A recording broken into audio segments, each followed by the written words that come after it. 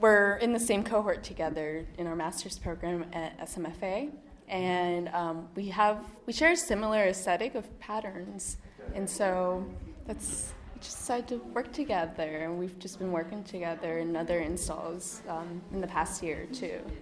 So Michael Fasanelli, who is faculty here, had put out a call for artists, I guess it was last year, and we had both submitted work along with other members of our graduate cohort at the School Museum of Fine Arts. And I guess that show had taken a different turn, but Michael had expressed that he did like the artwork and that we should work together later. And we were like, oh, okay, we know what that means. But he actually did call us then in August and said, do you want to do this show? And as Sally said, we do share patterns. We do share the layering in both the metaphorical sense and both the physical sense of the work. So we thought it would be a great collaboration. So you guys each have your own specialties, or you just sort of blend together, or how does it work? Oh, well, yeah, I specialize in ceramic and fiber installations and sometimes portraiture. And I do layers a lot too with the patternings, and was for you with the wallpaper, that's where it kind of I think wallpapers and patterns and fabrics and textiles was definitely a thread that brought us both together. Painting, silk screening, installation, sculpture are some of the mediums that I work with. So there was definitely enough threads that connected, I think, both of us in that kind of realm. So when you guys come to this room, yeah, what do you think? What goes through your head? I don't know, it's like a blank canvas. I think we're like, yeah, you put this up and they'll just respond to it. So we worked around each other and figured out where things should be placed specifically in relationship to the other person's piece, just so it speaks well to each other. And then this piece specifically on this back wall, that was more of an integration, because some of it's a little bit sectioned off in some places, so we wanted to integrate it around the room. I think now walking into the room, though, as it's all been said and done, I think about patterns in the way of tradition and a little bit of the unexpected. So traditional in the sense of, yeah, I recognize that, but unexpected in that, oh, should it be there, or does that belong there, or is that how that was supposed to go? Now, when you're working like this, is it intellectual or is it more intuitive? I think it's both. Yeah. I think it's both, because I think you have to leave room for the material to kind of do what it wants as well. So there's a little bit of intuition, a little bit of concept, but I never feel like you can fully plan what the outcome would be. Yeah, I feel like we're both pretty conceptual, where there's like a bunch of layered meanings behind our work. So when we're putting together, the installation of the whole thing is very intuitive. Yeah. You have a giant face in your room. Who is that? Oh, that's my partner. Yeah. It was based off of it wasn't intended. Those images he sent me was just him playing around with shaving down his beard, and I decided it would make great drawings, and then it's been evolving since then about portraiture and masculinity. Well, that makes me think this room is more personal than it seems. Oh, I think it's definitely personal. It's domestic, having to do with where you belong in your own personal space, as well as finding your way throughout other structures. So, do you discover the meaning of the room as you're making it? Or do you even fully know what the meaning of the room is?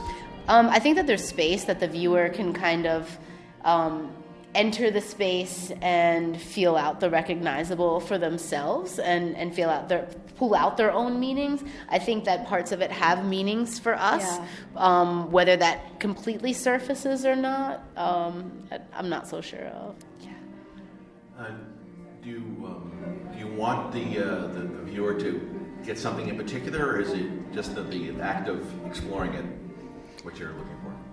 I think, the act of exploring, but also the context of this room and this gallery and the school that it's in kind of mirrors each other and talk to each other in a way, because we know our audience is going to be young women and also the people that are in their lives around them that do come in contact with this space.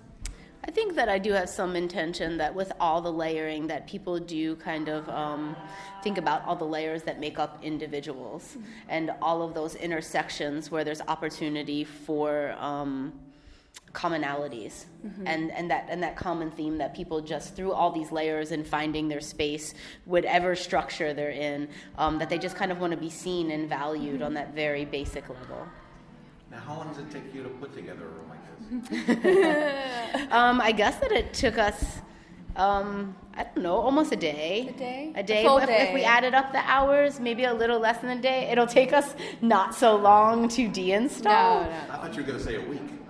Yeah, no. Well, clearly we didn't make all of the work in a day, but to arrange and curate and to install, maybe like between 12 and 16 hours.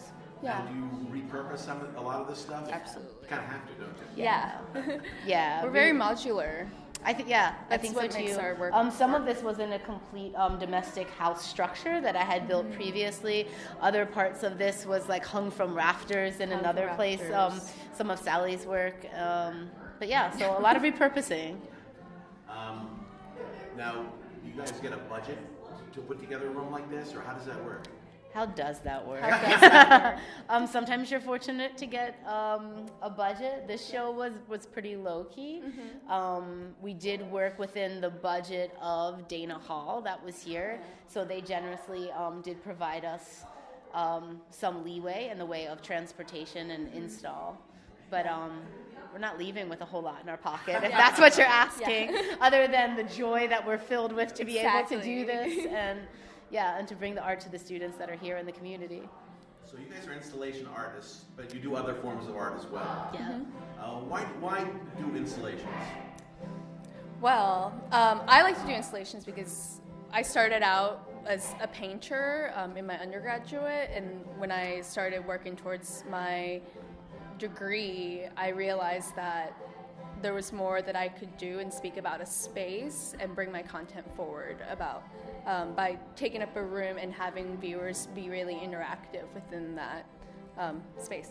Similarly, I think that the viewers really engage with the work in a different way. They become the figure in the work than saying, observing the figure of a painting that's occupying a space that's two-dimensional. So it gives a different sensation. It gives a different experience. Yeah. So what do you guys, what's your next step after cleaning up? After cleaning up, we have this year to finish out at the School Museum of Fine Arts. Our thesis show will be in May at Tufts Gallery, and then hopefully on to some residence, on to some teaching opportunities, on to a lifetime of making art, hopefully. But yeah, so it's always a little bit questionable, but always up for the next adventure. Yeah, absolutely. You guys planning on working together in the future? I hope so. Yeah. I hope so. Very good. Anything else we should know?